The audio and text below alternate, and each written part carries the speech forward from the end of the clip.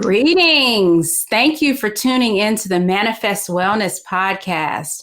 I am your host, Leema Pasha, organizational wellness consultant. I help leaders achieve their personal and business goals while relieving burnout. I'm so happy today to bring you a guest who is an example of both business ownership and wellness. Subscribe now and tune in to the end to learn business and wellness gems. So we're going to dive in. I'm so happy to bring you again my guest, Nicole Hodge Amey. She is an attorney who has been practicing for over 20 years. From selling refreshments at church as a young girl to now owning her own law firm, Nicole knows success in business. She was born and raised in Oakland, California, where she attended and graduated from Merritt College before finishing her BA in political science at Cal State Long Beach. Nicole went on from there to earn her law degree from Golden Gate Law School. She has successfully argued cases in the areas of real estate, workplace discrimination, and special education. She is a wife, mother, and also the proud member of Alpha Kappa Alpha Sorority Incorporated. She belongs to Prayer Mission Church in East Oakland, California, and enjoys time with her family, reading and taking walks. So Nicole, can you tell us a little bit about yourself? Tell us about your law firm and the services that you offer. Okay, thank you for having me, Halima. I'm loving the work that you do. I think it's so necessary for people to maintain their wellness, their health, in order to do anything in life successfully. And I am an attorney. I have worked as an attorney for over 20 years. I think this is my 21st year practicing law. And I work my primary focus is education. I work with students who have learning disabilities, and I help them get the services that they need from their public school districts or charter school districts.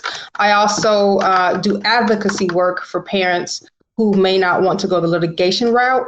And we do trainings for parents who want to enhance their child's abilities in different areas of life. I know a lot of people are going to be inspired to learn more because a lot of parents, if they don't have a child who has special needs, they may know someone and they want to help to be able to advocate better for their child. So I wanted to say too to everyone that Nicole her firm has successfully litigated thousands of cases. So I want to know more about what inspired you to get into this area of law. Okay. Well, my mother was a special education teacher. She's retired now. And so I actually substituted for some time in the Oakland Public School Districts, and I worked in the special education department because they had a difficult time getting substitutes. But I enjoyed working in that area because I did have support. I would typically substitute at the schools my mother was working at. And so I would have the support of the special education teachers and staff. And so they knew that I was in law school when I was substituting, and they would tell me that I should consider going into special education law. And at that time, I didn't know that there was such an area. But after passing the bar, a few days after passing the bar, one of my mother's former students came to me and with an issue that she had. So when I spoke to this parent of the girl, I discovered that her statute of limitations ended that day. So I had to take the case because At that time, it was probably about 4 o'clock in the afternoon. So I knew if I didn't take the case, it would be unlikely for her to find someone else. And so that is how I ended up in special education. Yes. Did you have someone else, a mentor that you knew in that same type of law, or did you just kind of go at it through learning on your own? When I started, I did not have a mentor. And so that first case I had was it was litigation. So it was in federal court. And at some point during that case, the lawyer who worked for the school district raised the concern to the judge that at that time I had a brother who was on the school board and a mother who had taught the plaintiff. So the attorney told the judge he felt like there was a conflict of interest there. So at that time, I started looking for other attorneys who could maybe step in if something happened and I couldn't finish that case. And at the same time, because at this point, the case had been going on for maybe a year and a half, close to 2 years. So I also had an office partner who told me that she wanted to get larger space. And at that time, I could not afford larger office space. So I started looking for new office space. And I happened to go across the street from our office and I looked in the window and I saw a woman. Her name was Jean Adams. She had a law firm, Adams ESQ. So I emailed her and I asked her, I said, I'm working on this case and I need help. And because I might get put off the case. And so, I sent her, we communicated, I sent her all of my records and she was like, at that point, the case had actually, when she contacted me back, the case had actually settled. And she said, I admired your work on that case. I'd like you to come work for my firm. I'm a special education attorney. Wow. And at that time I had also, my husband and I were engaged. So I was trying to move to Los Angeles. She had a firm in Oakland and she had a firm in Los Angeles. And so I knew if I moved to Los Angeles, I wouldn't have a job. So I said, well, I would love to come and work for you, but I'm moving to Los Angeles. And she said, you can work in the Los Angeles firm. And so she was my mentor, and she is the one who taught me all about this area of law that I now work in. Wow, that just demonstrates like just your path was so open, and that leads me to what would you tell your 9-year-old self now? I recall a conversation with my father at 9, and I told him my plan for life. And my plan for life was to graduate high school at 16, graduate law school at 20, and then spend a year or two just kind of enjoying life, because I understood that level of focus to finish everything actually I finished college at 20, finished law school at 23. And at 23, I planned to take a couple of years to just, travel and things. And so at that time, my father told me, he said, you're young and you don't want to stress yourself out about timelines. So, take some time to enjoy your youth. And so I think my 9-year-old self, I would tell myself that, have a plan for life. If there are bumps in the road, it's okay. You can get back on path. You can get back on track. It's not the end of the world. And I did what I said I was going to do. I graduated law school and then I spent a couple of years, doing different jobs. And then I came back to focus on a career in law. Good. Can you tell us a little bit more about the Individuals with Disabilities Act for parents who may be interested in learning more? Yes. So in the 1970s, children who had disabilities would often be placed in settings where they were secluded among other disabled students, depending on their disability, the level of severity of it. Others would not have the services that would help them maintain the level of access to the curriculum as their non-disabled peers. So Congress created a federal law for what they called it at that time, handicapped children. And it later became the Individuals with Disabilities Education Act, which is a federal law that ensures that school districts use their funds to give students with disabilities access to the curriculum in a manner that allows them to participate with their non-disabled peers. And of course, some students do have disabilities that require them to be in more in placements that have a higher level of support. And those choices are made with the parents. The parents have to be involved in it. And then the school district. So the school district will have psychologists or speech pathologists. They will have occupational therapists, individuals who do assistive technology. So there's just a range of services that are available to students who have disabilities. And the IDEA ensures that parents have a set of rights when they disagree with the programs that a public school or a charter school offers the children.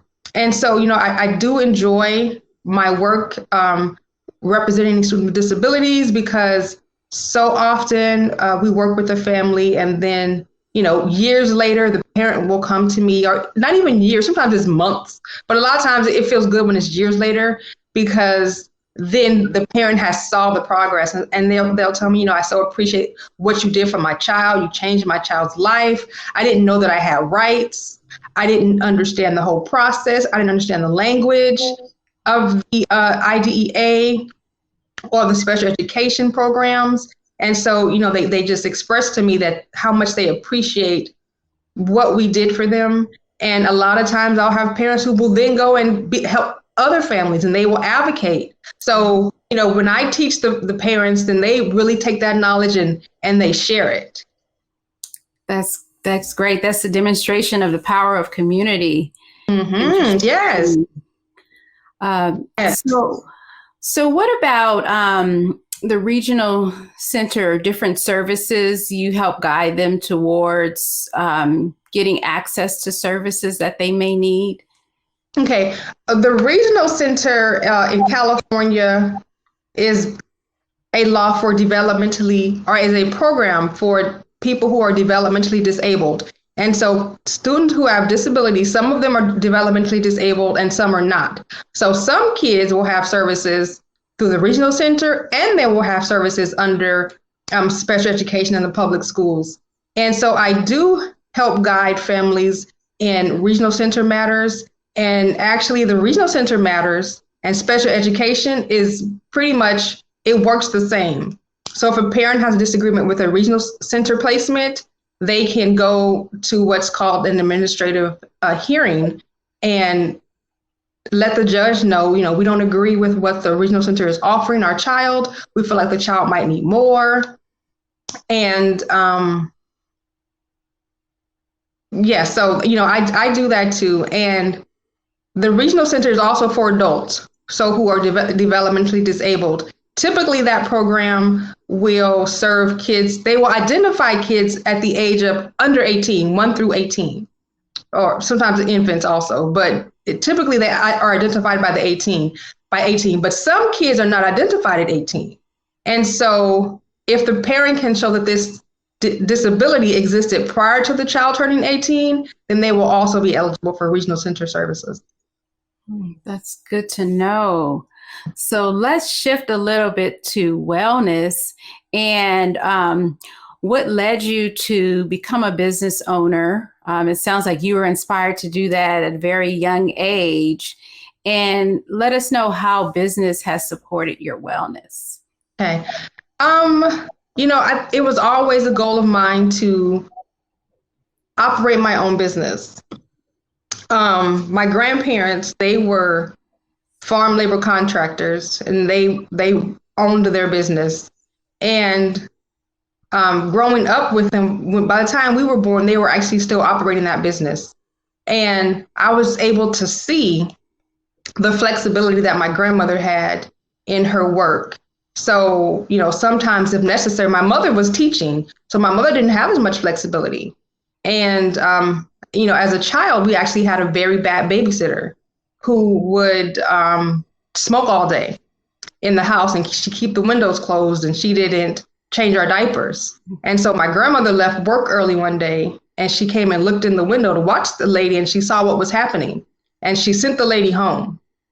And so, hearing that story, I always wanted to have a level of independence in my work so that I could be home with my children.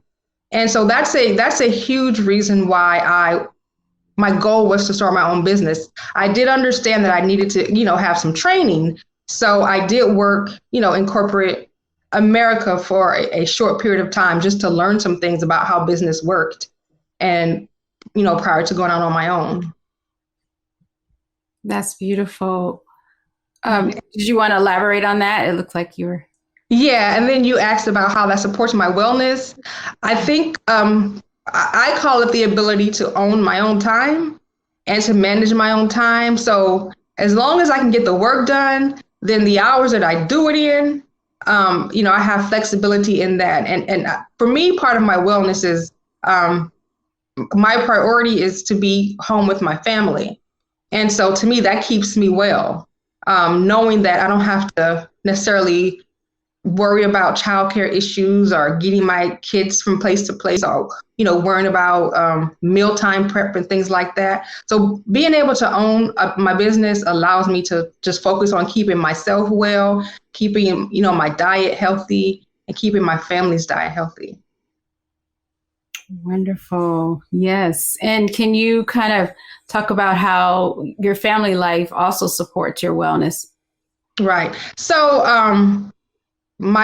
for my family, my husband actually he left his job in corporate America because I asked him if he would come and manage the law firm, because he was actually managing he was working as a manager for some corporations. And I said, well, you could use those skills to help me build my business. And so eventually he did. He actually left corporate America, and then he started, helping me in small little ways with my business. And then it grew, and we were able to hire staff and employees. So, our business it's a family operation, and it allows us both to have a huge amount of free time and an ability just to control our own schedules. And we have staff, and our staff, it does the same for them, because we don't put the pressure on them to, work a certain number of hours for pay. It's like, as long as the work is done, that's the primary goal. So, so they could be working at their child's basketball game, and I could be working at gymnastics. So owning the business allows the whole family to practice practice our family values and focus on our wellness, our mental health, our physical health, such as, we can go work out in the morning or work out in the evening. And again, focus on making sure that the food we put in our bodies is, we'd like to cook as much as possible from scratch. So I think just that freedom of our time allows us to focus on our wellness. That's wonderful. Thank you so much for sharing. Would you like to share a couple of things that you do to support your wellness? I know you mentioned having healthy meals and family time and exercising. Would you like to elaborate on that at all? Yes. I think, especially as we hit COVID in 2020, that just really allowed me to identify the different ways that our family routine did allow us to focus on our wellness. Because, when the world was shutting down and people were stressing out and trying to figure out, how to work and manage the children and exist in a world where so much of the things that you were used to doing for entertainment were being closed. And I realized then, I said, we've built a life around like home, around family, around entertaining ourselves, because we've always had game nights, with the kids. The kids love that, 2 to 3 times a week. We try to have game night. Usually if it doesn't happen 2 to 3 times a week, it happens at least one night a week. We were already homeschooling. We had been homeschooling for 4 to 5 years, which owning a business and homeschooling like gave us so much flexibility because we were only homeschooling the kids for maybe 2 to 3 hours a day. So that gave everybody so much rest, and it was not stressful for us as parents. We could teach our kids the skills they needed to know, make sure that they had those skills, and just have like a lot of peace in the home and in the school. And of course, our flexibility as business owners allowed us to do that. So really homeschooling it turned out to be for my own personal wellness, because the stress of not having to have my children up and out of the house at 7 o'clock in the morning, because both of my kids did start out at school, and we would have to, in the mornings rush and get in traffic. And so, we were able to eliminate that by homeschooling. My husband and I, we go to work out 2 to 3 times per week in the morning. And then, of course, we both enjoy cooking, and we both enjoy, just creating different smoothies and snacks for the children. So I think those are the things for us and for me that support our wellness as a family and as a business owner. Thank you so much for sharing. Can you tell us a little bit about the role of community in your life?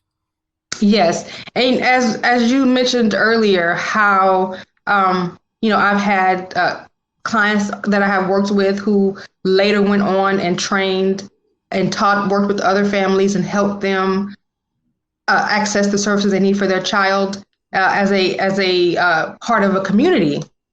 And so, I'm in a business and I don't advertise. I'm not listed in any like newspapers. We have a website, but all of our clients come from community. Like, people refer us. We work with families and they refer us. Word of mouth is how we do business. And that's hugely important, because when the clients come to me, I know they already have a level of confidence in me because they saw the work that was done for another family. They saw the benefits another child had. And so I don't take that lightly. And I always want to show my community. I want to show the community of parents who have disabled children the level of support that is out there once they find out about it. So community has been huge for our practice and for our business. As homeschool parents, it was so huge for our family when we found a community of homeschoolers, because when we started out, my daughter, she was home every day by herself because my son was going to school. And then once we found that community of other homeschool parents, the world just changed for her. She was able to go play freely and then take classes with other friends that she knew, that she met and made and knew. And so community is hugely important because it's the support system that we all need. And yes, while I do have a family in my house, our kids need other people to socialize with. And, my husband, he needs people, other men to socialize with. And me, I need other women to, share things with. And, even if it's just the stresses of parenting or the confusion of opening up and starting a homeschool program for your own child. And so many people have just been willing to share a wealth of information for us. And I really do appreciate that. And so I try to do the same for others. So when someone's asking me a question about homeschool, I try to give them all the information that I can, and books. So I think community is necessary for overall individual wellness and family wellness. Yes. So I would like to know if there's anything else you would like to share, and also share how people can reach you. Yes, thank you. So again, we work for students. That's my primary practice, is working for students who have disabilities and helping them to navigate the educational system. We do serve students who are non-disabled or who have yet to be identified as having a disability. And, there's a variety of disabilities that parents should know about. And sometimes teachers are not able to identify that a student has a disability. But as a parent, if you feel that your child is not learning at the rate that they should learn, you have a right to write a letter to the school district or to your school's principal or the teacher and say, I want my child assessed for special education. I believe they have a disability. You don't have to name a disability. Just say, I believe my child has a disability. And the district is obligated under federal law to begin assessments. We also have an Amey Educational Advocates. And in that program, we help parents through, because we work with thousands of families, thousands of children, and we have learned so much along the way. And so we want to offer some of what we have learned to other parents who are trying to enhance and develop their children to be the best that they can be. And so I think that's, and you can reach me at my website is, the name of the business is the Law Office of Nicole Hodge Amey. So our website is LON as in Nicole, H as in Hodge, A as in Amy, CA for California.com. And that's the best way to reach me. And I have the contact information on there. Okay, great. And we'll put your contact information on the description box on YouTube. One thing that sparked me, I know that ADHD is one of the common disabilities that it's a little more new. Have you had experience working with that and trying to advocate for children who are labeled as having ADHD? Yes. And typically when students have ADHD, they are identified and eligible for special education under other health impairment. So parents respond to ADHD differently. Some parents are willing to medicate their children. Other parents are not. And a parent does not have to medicate their child for them to go to school. And sometimes when the child has ADHD, the teachers will be like, we need to medicate this child. But no, you don't. But the district does have to serve that child and give them a program that allows them to participate in the school without being removed from class or without being punished for exhibiting behaviors. And many times students with ADHD, they have an executive functioning deficit, which means they will act before they think. And then that causes a lot of problems for them at school. But if the child has either an IEP, an individualized education plan, or a 504, which is what children with disabilities that don't qualify for an IEP get, that child has a certain set of rights that limit them from being removed from the school from greater than 10 days. So if a child with ADHD who either has a 504 or an IEP is put out of school for suspended or removed from class for in excess of 10 days, the district has to have a hearing. And they have to have what is called a manifestation determination meeting to identify if the child's behavior is caused by that disability. So I do a lot of ADHD students because a lot of times they end up in trouble for behaviors at the school. Yes. Well, that's good to know. Do you collaborate or know of anyone who helps support children in developing that executive function, even if they have ADHD? Yeah. You know what? There are people, they're called educational therapists. And I can't think of any off the top of my head, but I do know people who have used them, and they help teach kids how to plan. And, the school district should be able to develop a plan for executive functioning, but I don't necessarily have that great of a trust in what the schools can do. But they do have independent educational therapists who work on developing executive functioning skills.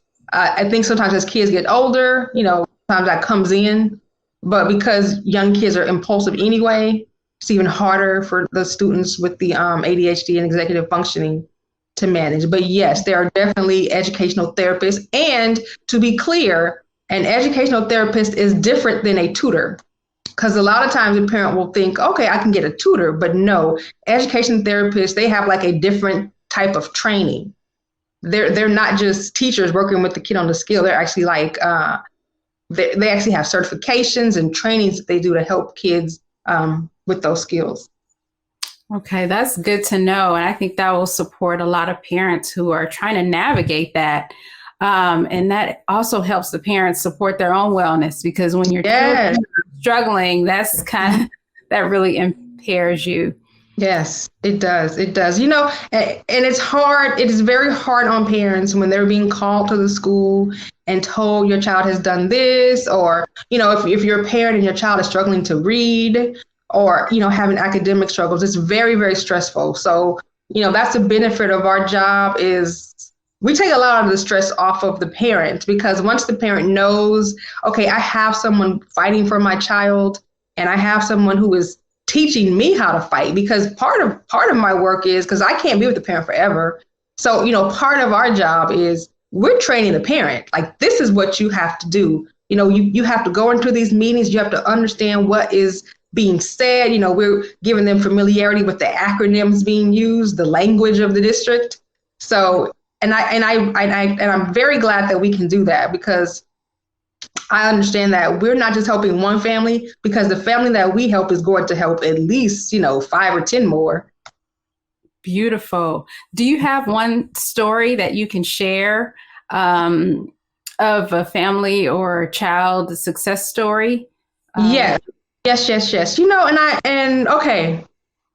I do. I mean, I have a couple, but there's one child that I worked with some years ago. She was a high school student. She had gone to school in Sacramento. She was a pretty little girl,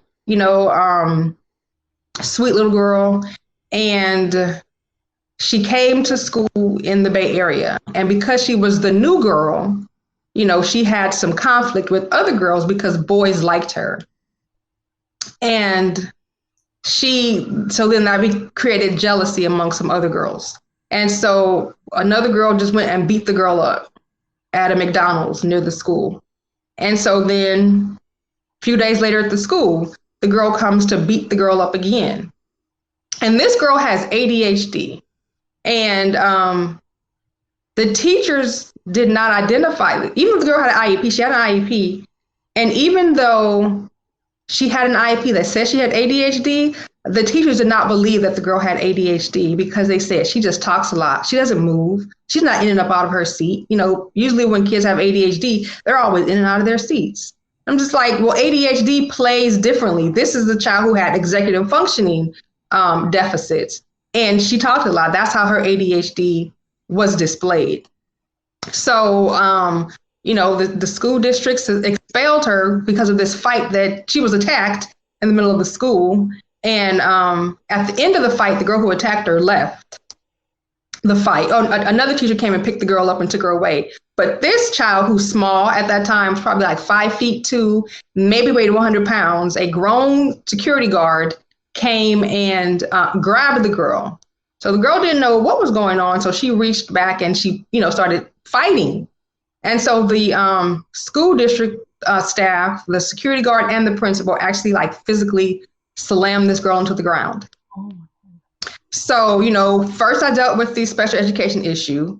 Then I filed a federal lawsuit against the district and these individuals who, attacked this girl. So, imagine being attacked by your classmates, being attacked by a school staff member, and then expelled from school. So this girl was really having some serious mental health issues at that time. And so when I came along, the family was just like, oh my God, we didn't even know we had rights. And so in the process of me spending 2 to 3 years on this lawsuit, I got to spend time with the girl and, just talk to her about what had happened and let her know it wasn't her fault.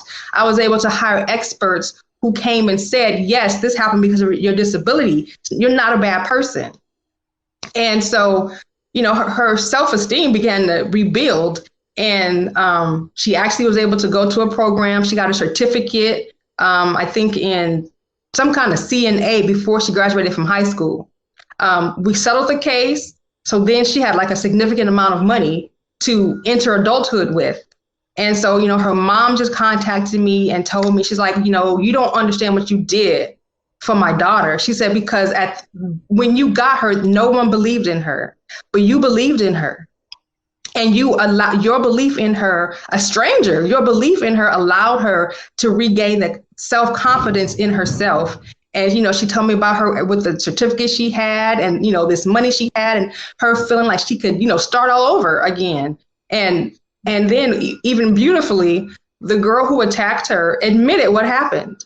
We had a deposition and the girl, she said, I was jealous because the boy that I liked her, and the boy had been telling me that she was talking about me.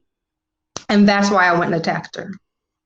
So, the girl had confirmation. It was nothing you did. It was just the fact that a boy liked you and the boy told another girl, that you had been saying some things. So, that felt good. It feels good when parents tell you that your help, that you coming into their child's life, changed their life, changed the progression of that child's life, turned them from, what might have been a struggle to a path to success.